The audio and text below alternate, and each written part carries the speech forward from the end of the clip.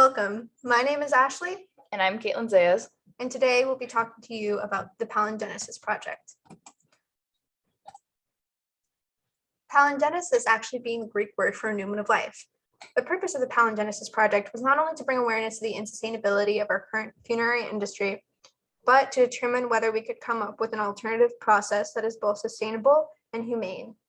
To combat this, we designed and created a net zero building that gives people an alternative way to say goodbye to their loved ones, all the while being ecologically friendly. Around Halloween, we joked about wanting to tickle our classmate Bruno. Obviously, he was opposed. Ashley then said that tickling him would give him happiness, which would then live longer, and that prevents death. Our teacher, Miss Bruno, then explained how the death industry is very unsustainable, which piqued our interest, so we did further research.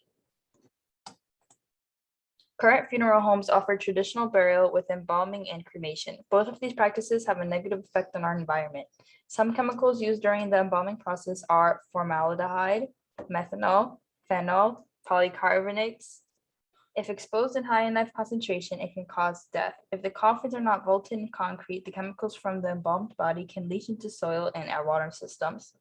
Traditional burial without embalming not only takes up a lot of space on the ground, but due to its impervious nature, it can cause issues with the water movement. Cremation releases CO2 emissions into the atmosphere. The average cremation can release between 300 to 500 pounds of CO2 emissions. The outpour of these emissions can contribute to our growing issues related to climate change.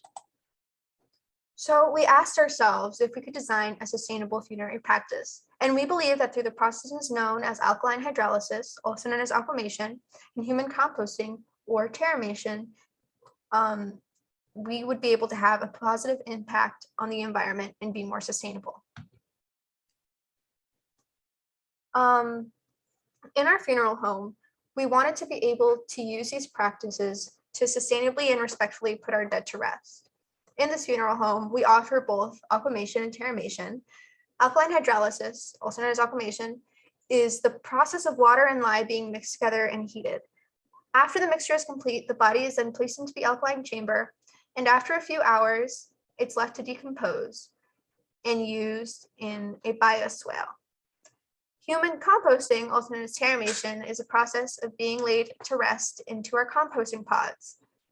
Being composted in these pods can take up to 30 days to completely decompose. Unlike the methods currently used, these have no negative effects on the environment.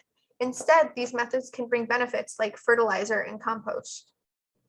After the processes are complete, the biological matter would then be piped underground into our bioswale, which leads to our natural garden. This provides compost and nutrients for the natural environment. After selecting an option, you get to pick a flower from our greenhouse to represent your loved one. Your options for plants are cattails, silky dogwood, Joe pieweed, bushy aster, milkweed, and purple milkweed.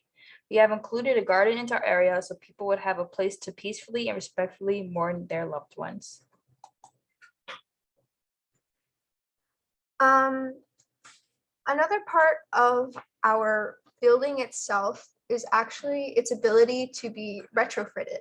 The practices used can be installed into pre-existing funeral homes, as the machinery necessary for both of these methods is actually pretty compact. Our design choices can be seen throughout the building. When designing this building, we want to be conscious of the effects the building's design would have on its visitors, the symbolism incorporated, and the environment surrounding it. One of the most prominent design details you can see throughout our building is the use of hexagons. In sacred geometry, hexagons symbolize the potential for life, which really encapsulates the purpose of the project, to give people the ability to live on even after they've passed. When choosing the materials and color scheme, we wanted to reflect the nature surrounding it by using natural facade materials such as limestone for the lobby and Western cedar red cladding for the reception rooms, specifically engineered cedar cladding. The actual building itself is also pretty symbolic. When looked at from a bird's eye view, it looks as though the reception rooms and greenhouse are sprouting from the lobby, and those further branch out into the memorial gardens. We also wanted to make a net zero building in hopes to achieve this, We incorporated solar panels and a bioswale. Both of these features decrease the energy used by the building. And with the use of these solar panels, its use of gray water and native pollinator plants, we're producing all the energy we need on site. If we could have done things differently, we would have liked to complete the chemical process of alkaline hydrolysis. We intended to process a pork shoulder to demonstrate the decomposition process. We also